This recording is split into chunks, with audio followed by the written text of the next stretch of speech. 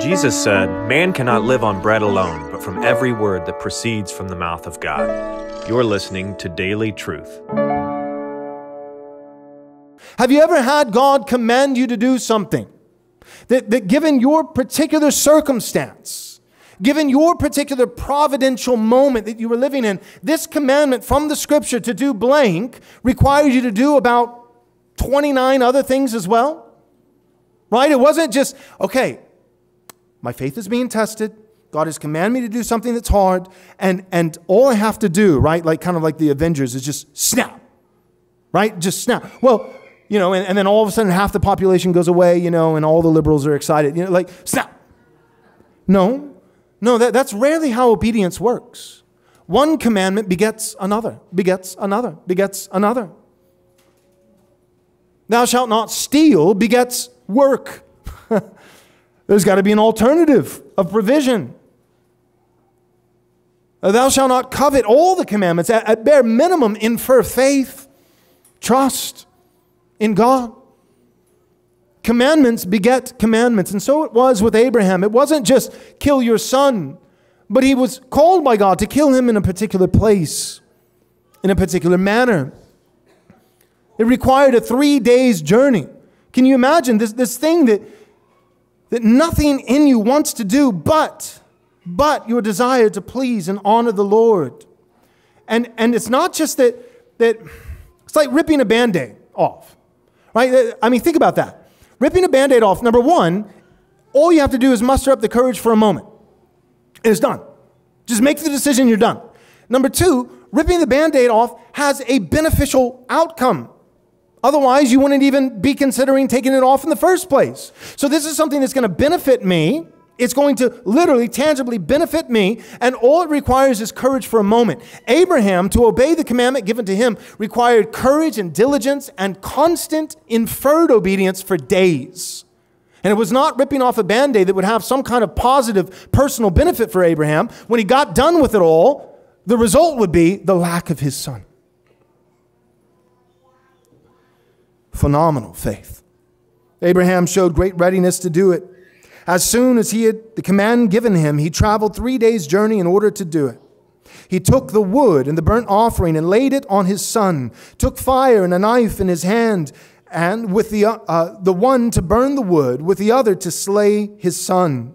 He built an altar, laid the wood in order on it, and bound his son, and laid him on that, and took the knife and stretched forth his hand to slay him, and fully intended to do it, had he not been prevented.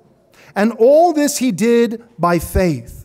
He believed the equity, justice, and wisdom of the divine command.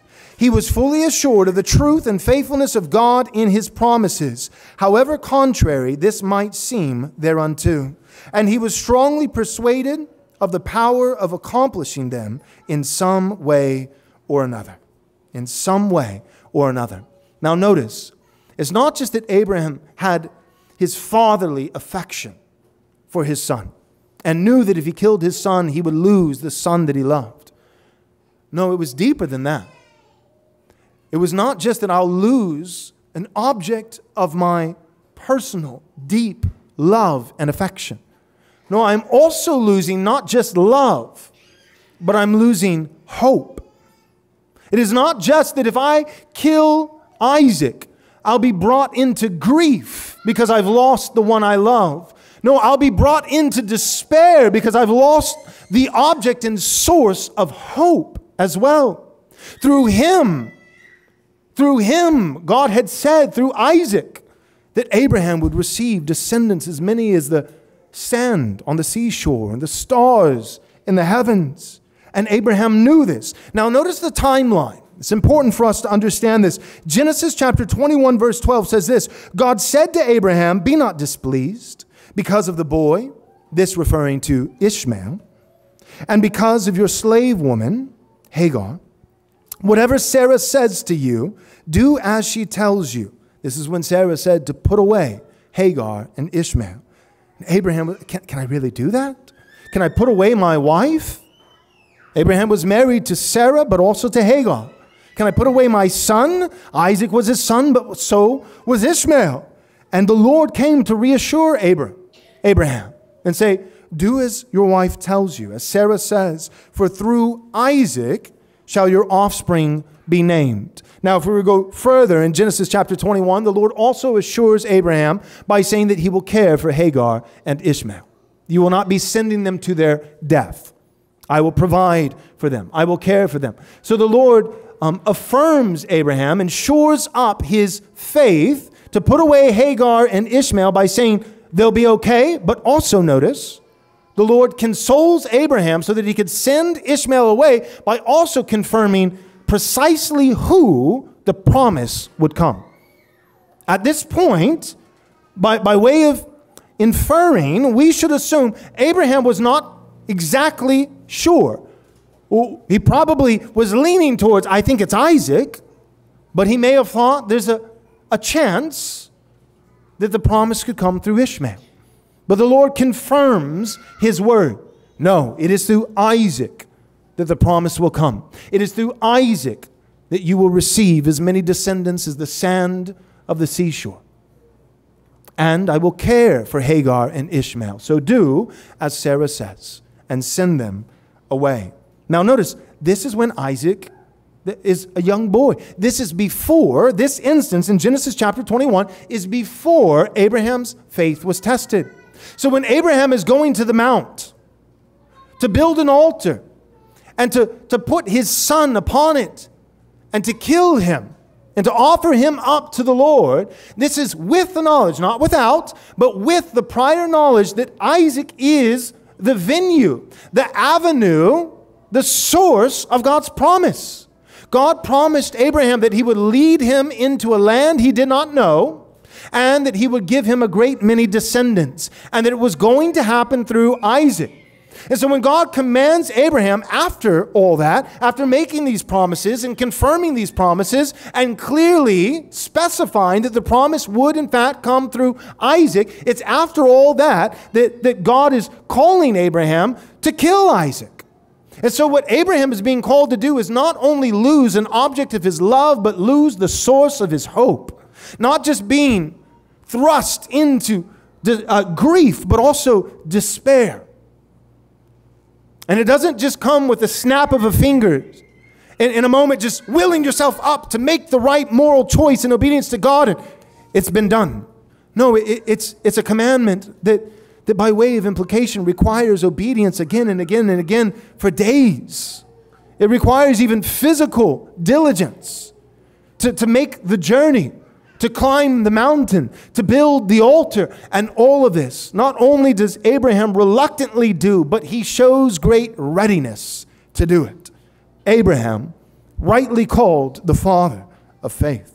All right. Stop twisting my arm. I know you want to hear the inside scoop. Here it is, the glorious vision of Right Response Ministries for the first half of next year, 2023. We have not one, not two, but three massive endeavors that we will accomplish by the grace of God. The first you already know about. It's our Theonomy and Postmillennialism Conference, May 5th, 6th, and 7th, with James White, Joe Boot, Gary DeMar, Dale Partridge, and yours truly, Pastor Joel Webbin. This is selling out incredibly fast. By the time this commercial airs, you may not even be able to get a ticket. I really don't know. So don't waste another moment. Go to rightresponseconference.com, rightresponseconference.com to join us for the Theonomy and Postmillennialism Conference next year. Now, this is where you come in.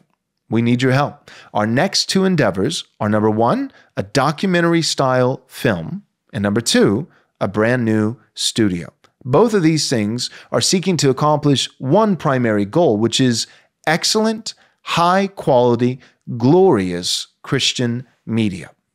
We are tired of, as Christians, doing things poorly. We've done our best with what we have, but by God's grace, we want to do even better.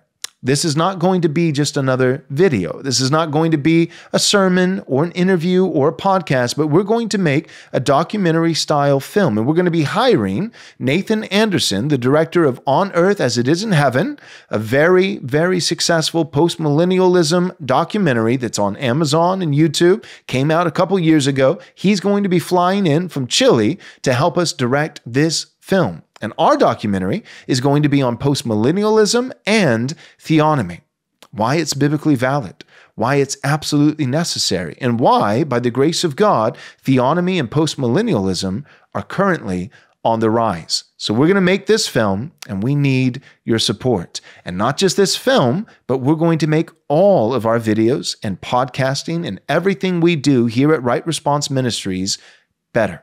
We want to achieve the highest level of quality and Christian excellence that we possibly can.